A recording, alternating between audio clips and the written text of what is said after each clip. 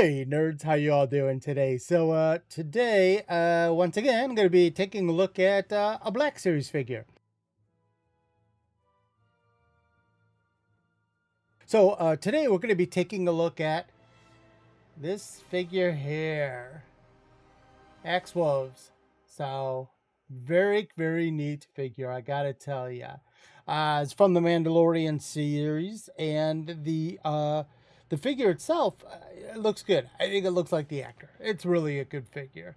Anyway, this is the side view, and this is the back view, and I'll zoom in a little bit so you can kind of read what it says at the top paragraph.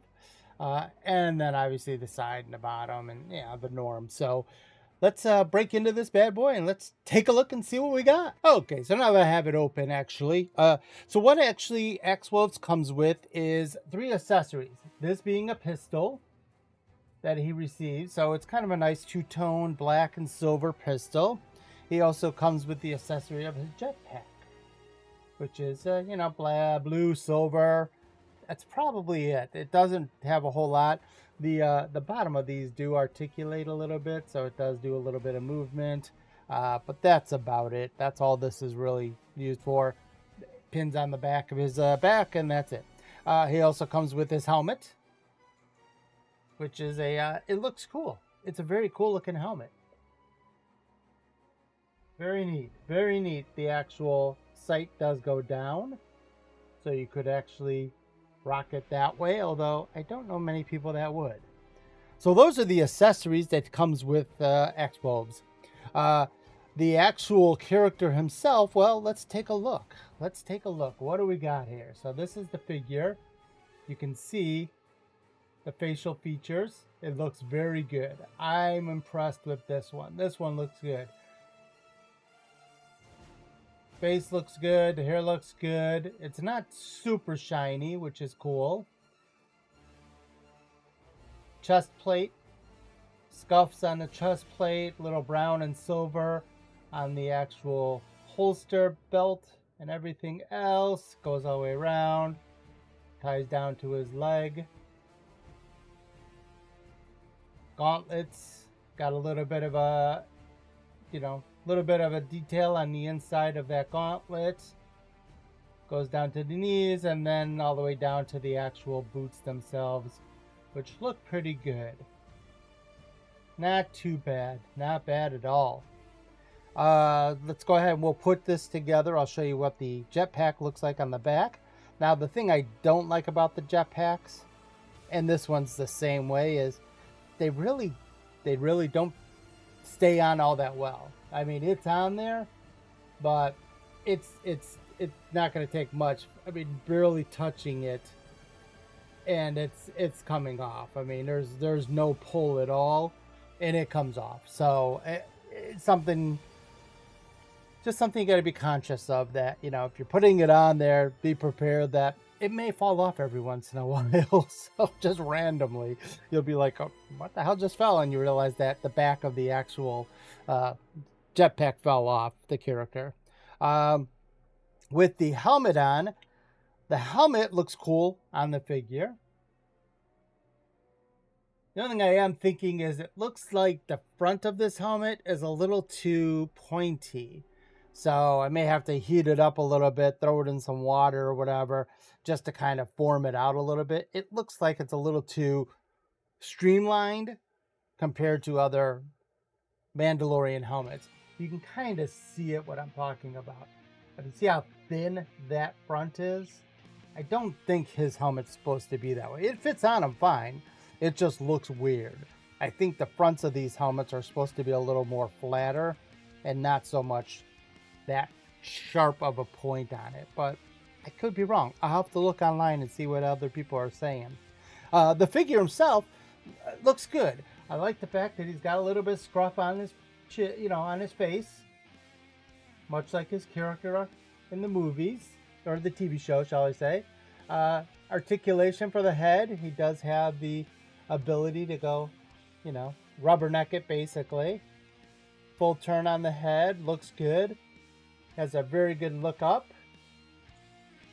Pretty good look down. So that's not too bad. Not bad at all.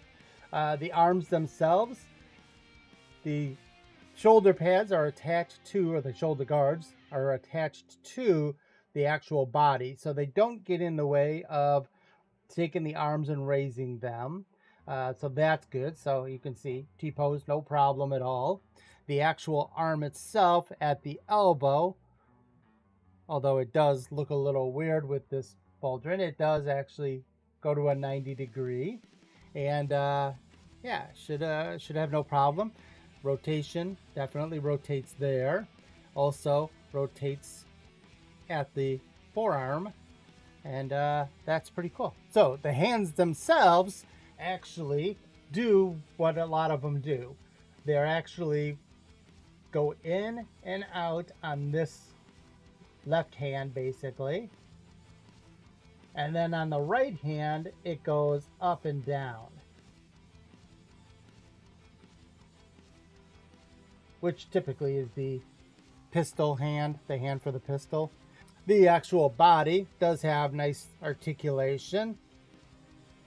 Back pretty good. Forward crunch, much like all of them. They don't really have a lot of forward crunch on them, but the back is pretty good.